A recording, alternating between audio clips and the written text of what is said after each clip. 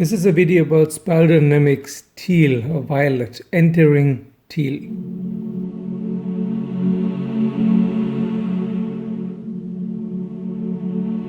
Hello, this is Chris speaking. Wake up with a video about entering teal or violet, how Ken Wilber calls it. The more I think about Ken Wilber's name and tier changes, the more I like them. On the one hand, I like teal as the fourth color of the second tier because it has similarities to turquoise. Also, it is the fourth color in the second tier, and the fourth color in the first tier is blue. So there are similarities. I like the idea of calling it teal. It has not been described in any literature yet, only in the net has been mentioned a few times. Except, of course, by Ken Wilber, who called it violet instead of teal, just as he called coral indigo. And moreover, for him, indigo, violet, ultraviolet, and clear light are third tier. It's not second tier. And for him, these are colors that are beyond thinking and beyond emotions, which is, I think, true for violet. Maybe not for indigo, but for violet. This is a color, finally, where you're not guided anymore by your mind, or not to such a degree. Now, your emotions and your mind and your instincts, they go so far back into the background. They're still there, but they're not important anymore. It's now here really, it's about intuition, which of course some of you will say is what has been said about turquoise, the holistic self, before. But for turquoise, it's not wrong, but it's a transition. For some time, you feel guided by intuition and by a higher purpose, especially by a higher collective purpose. Then this disappears again, because turquoise and teal, they're like green and blue, they're collective colors. So there has to be a collective aspect, and then in coral or indigo, it's an individual part of the journey, and here it's just about yourself, basically. In the case of coral or indigo, about cleansing yourself. And after this cleansing, what has started in turquoise already, the turquoise roots can blossom into a teal or violet tree. And it looks like this. I already made a video about exiting coral, and now this is entering teal or violet. And of course the world looks still the same, but your perspective is totally different. It feels like as you have been looking on the floor all the time, looking at the ground all the time, head down, only looking at the square meter in front of your feet. You see your toes and the square meter in front of you, and whatever's lying on the floor there, on the ground. And that's your world. But from teal or violet onwards, you start to look up for the first time. Something that has started already in turquoise is now really, really exploding. And suddenly you see 99.999999% more than before. It's the same world, but you stop focusing on aspects. You see the whole picture suddenly. You see the whole picture suddenly, and things start to integrate, really. And you're not doing it anymore. Probably you have not been doing it before, but now you realize it.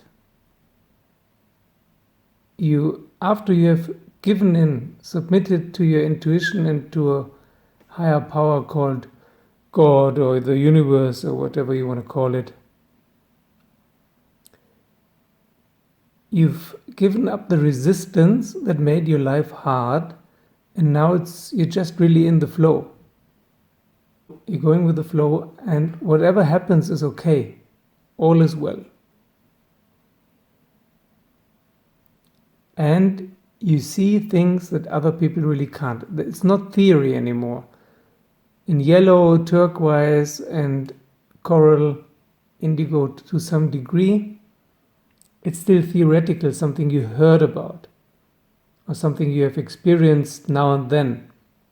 Now from teal or violet onwards, it's permanent and it's vast and it's not theoretical anymore. It's really there in practice all the time. It's beyond subsistence. It's subsistence and survival are not the topics anymore. That's the important part. And it's also beyond awakening. Awakening is a prerequisite to teal or violet, I would think. In most cases. There are people who awaken and are directly in teal or violet. But then if you go there directly, you can fall back out more easily as well. But once you're there, usually awakening is a prerequisite, and that's where the fun really starts. And you really feel one with everything. And then you know also that there are no enemies. It's all going according to plan. All that horrible stuff that you witnessed and saw in indigo is now finally transformed into, well, it's okay. Because all is one. If you don't see other people or the world or God as enemies anymore, if you don't have the urge anymore to do it better somehow, it's all fine. So as I said before, the key is submission. The key is surrender, the key is intuition. And this intuition has been growing since turquoise. And now after the cleansing of coral, it can finally come to fruition. And you look up, and for the first time you see the world as it really is. In a much more complete version. It's like you have been looking at an object like a pen lying in front of you all your life, and then you look up and you see, wow, not only are there more pens and more pieces of ground, but there are buildings and trees and there's a sky and so on. It's just the comparison between one and the other is of such a huge scale that it is beyond words. That's why it's so rarely described. That's where Taoism comes in. Yeah? The Tao that you can describe is not the Tao. But I'll try to describe it for you. Of course, there is a danger that your mind latches onto that and tries to produce it in a way that afterwards you might think you're there. But if thinking is still happening, it's not teal. It has nothing to do with thinking. Thinking is finished. There's no more thinking happening. If you're not doing anything and there's still thoughts going through your head, you're not in teal or violet. Thinking is gone. You have an empty mind, and only if you feel the intuitive need to do something or say something, the content will be supplied. Okay, that's it for today. Thank you for watching.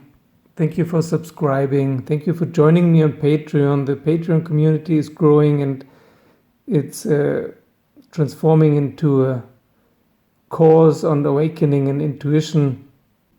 We have been building up a Facebook community, but now the next step is the Patreon community. It's really nice what's happening there, the exchanges. So thank you for watching and participating. Thank you for being and staying awake, and see you soon.